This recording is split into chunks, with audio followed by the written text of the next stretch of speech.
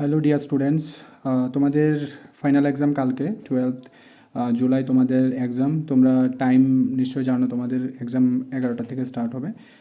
Reporting time 10:30টার মধ্যে তোমরা চলে যাবে যার যার এক্সাম সেন্টারে। কনফার্ম করে নেবে কার কোথায় এক্সাম সেন্টার বা কি আশেপাশে কীভাবে যেতে লাগবে। ঠিক আছে, আর মাত্র কিছু সময়, কয়েক ঘন্টা মাত্র হাতে বাকি আছে। ঠিক আছে, তো আমি কিছুক্ষণ আগে একটা ভিডিওতে বলেছিলাম যে তোমাদের একটা ওএমআর শিটে কীভাবে প্র্যাকটিস মানে এক্সাম দিতে হয় সেটা আমি তোমাদেরকে জানাবো। তো আমি একটা ওএমআর শিট এক্সাম্পল হিসাবে আমি একটা শিট নিলাম। তোমাদের এক্সামের মধ্যে ওএমআর শিট এমন থাকতে পারে বা অন্যরকম থাকতে পারে, তবে কোনো ব্যাপার না, সবগুলো ওএমআর শিটে আনসার করার সিস্টেমটা একই রকমের। ঠিক আছে, তো আমি দেখিয়ে দিচ্ছি তোমাদেরকে ওএমআর শিটে কীভাবে আনসার করতে হবে। ভিডিওটা ভালো করে দেখে নাও এবং ভিডিওটা যাতে কোনো কনফিউশন না থাকে। ঠিক আছে, তোমরা ওএমআর শিট প্রিন্ট করে নিজেরা প্র্যাকটিস করতে পারো। ঠিক আছে, তো আমি দেখিয়ে দিচ্ছি। আমি একটা এক্সাম্পল হিসাবে আমি একটা নাম নিলাম, সাগর দেব। তো এখানে দেখো যে এস লেখা আছে, জাস্ট এখানে সোজা সোজা, এটা সোজা সোজা কোথায় এস দেখাচ্ছে সেখানে ফুল মার্ক করবে। ঠিক আছে, আমি এখানে একটু সাইডে দেখিয়ে দিচ্ছি। এমন যদি রাউন্ড থাকে, এমন যদি রাউন্ড থাকে, এটা পুরাটা করতে লাগবে, একদম পুরা ভিতরের পুরা জায়গাটা। ঠিক আছে, বাইরেও যাতে না যায়, ভিতরেও যাতে খালি না থাকে, পুরা ডার্ক লাইন। আর কি ক্যারি করবে তোমরা? ব্ল্যাক পেন ক্যারি করবে। 2 পাসপোর্ট ফটো তোমরা নেবে। একটা 1 অ্যাডমিট কার্ড তোমরা নেবে। আর একটা ব্ল্যাক পেন নেবে, ব্ল্যাক পেন।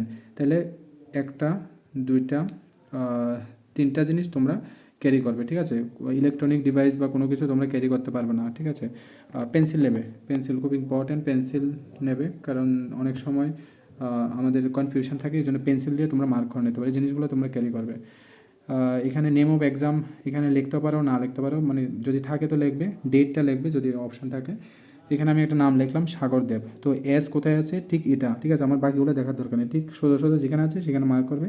AGAR সাগর দেব। আমি আরেকটা এখানে দেখিয়ে দিচ্ছি, দেব রয়। ঠিক আছে, ধরো এটা মিডল নেম, এটা লাস্ট নেম। ঠিক আছে, মিডল নেম দেব, লাস্ট নেম রয়। ঠিক আছে, দেব রয়। তো রয় আর কোথায় আছে? ঠিক এই লাইনে, আগে পিছিয়ে যদি তুমি যদি মার্ক করো তাহলে কিন্তু তোমার ওএমআর শিট ক্যান্সেল হয়ে যাবে। ঠিক আছে, আর কিন্তু তোমার জন্য কোনো এক্সট্রা ওএমআর শিট দেওয়া হবে না, মানে তুমি এক্সাম থেকে পুরোটা বাদ। তো এতদিন যা প্রিপারেশন করলে সব শেষ। তো এখানে দেখো ও মার্ক করলাম, আমি ও মার্ক করলাম, তারপরে ওয়াই। ঠিক আছে, খুব ঠান্ডা মাথায় আস্তে ধীরে মার্ক করো, কোনো চাপ নেই।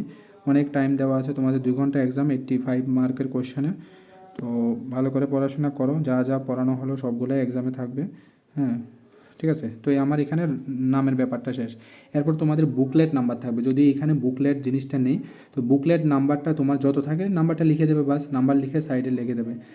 এখানে অনেক কিছু লেখা আছে, অত কিছু নেই। ঠিক আছে, এখন আমি তোমাদেরকে ইনস্ট্রাকশনের পারপাসটা আমি তোমাদেরকে দেখাচ্ছি ভালো করে। দেখো, কারেক্ট মেথড, রং মেথড।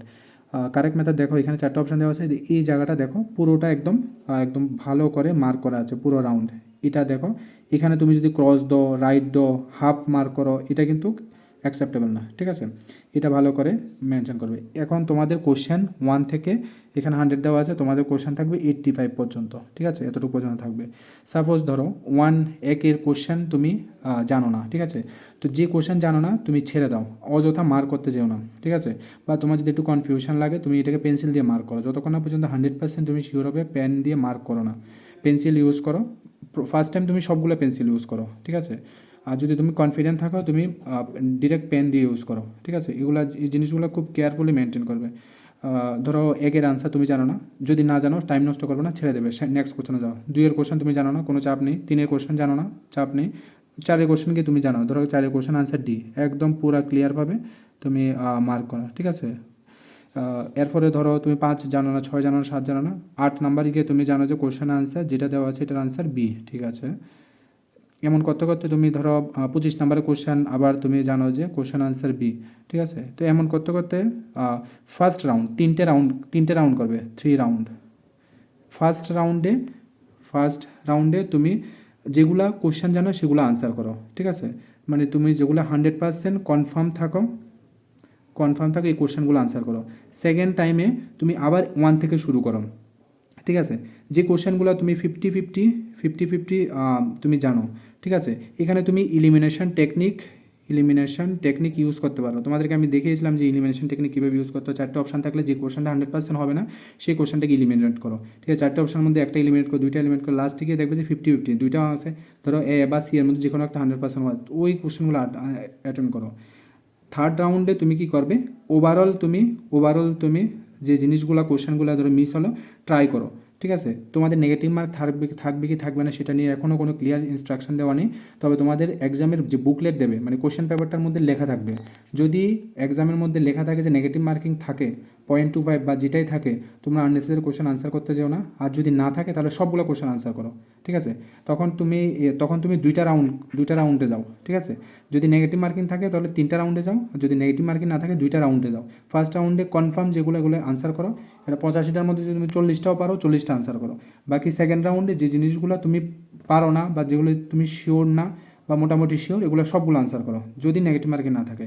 নেগেটিভ মার্কিং থাকলে 3টা রাউন্ডে যাও, 3টা রাউন্ডে গিয়ে লাস্ট গিয়ে তুমি ওভারঅল যে জিনিসগুলো পারবে বাট অননেসেসারি মানে তোমার বন্ধু আনসার করলো, জিজ্ঞেস করলে যে ওদের 85-এর মধ্যে 80 আনসার করলো, কোশ্চেন বেশি আনসার করাটা বোকামি কাজ, কোশ্চেন কম আনসার করাটা, কারেক্ট আনসার করাটা এটা একটা মানে বুদ্ধিমানের কাজ। তো তুমি ওইটা মেনটেন করো, ঠিক আছে। তোমার ফার্স্টের জন কী করলো, এই কী করলো, সেই কী করলো, এই জিনিসগুলো যাতে একদমই না করো। টেকনিক্যাল সেশনটা ভালো করে যদি মাথায় রাখো তাহলে কিন্তু তোমার এক্সামে সিলেকশন হয়ে যাবে। এমন করতে করতে তুমি সবগুলা কোশ্চেনের আনসার কোথাও কোনো কিন্তু চেঞ্জ করতে পারো না। এবার ধরো তুমি কোনো কোশ্চেন আনসার ধরো শিওর না বা তুমি শিওর এটা হতে পারে নাও হতে পারে, তখন তুমি পেন্সিল ইউজ করো, ঠিক আছে। আবার এটা করো না যে তুমি তাড়াহুড়ার মধ্যে পেন্সিলেরটা তুমি জমা দিয়ে দিলে, তো এটা কিন্তু অ্যাকসেপ্ট হবে না, এটা পুরোটা ক্যান্সেল হয়ে যাবে, ঠিক আছে। তো এই জিনিসগুলো খুব ভালোভাবে মেনটেন করো। এক্সামে যাওয়ার পরে বুকলেটের মধ্যে কী ইনস্ট্রাকশন দেওয়া আছে মানে কোশ্চেনের উপরের পেজে কী ইনস্ট্রাকশন দেওয়া আছে সবটা ভালোভাবে ফলো করো। আর ওইখানে যারা ইনভিজিলেটর থাকে ওদের ইনস্ট্রাকশনটা ফলো করো। নেগেটিভ মার্কিং আছে কি না, কোনো কোশ্চেন আনসার না করলে নেগেটিভ 10 মার্ক হয় কি না, সেই জিনিসগুলো মেনটেন করো, ঠিক আছে। তো এটা তোমাদের টোটাল ইনফরমেশান খুব ভালো করে এক্সামে তোমরা ট্রাই করো এবং বেস্ট ট্রাই করো, ঠিক আছে। আর এক্সামে যাবে মানে তোমার একটা সিট কনফার্ম করে নিয়ে আসবে, এটা মাথায় নিয়ে যাও। বেস্ট অফ লাক, সবাই ভালো করে পড়াশোনা করো।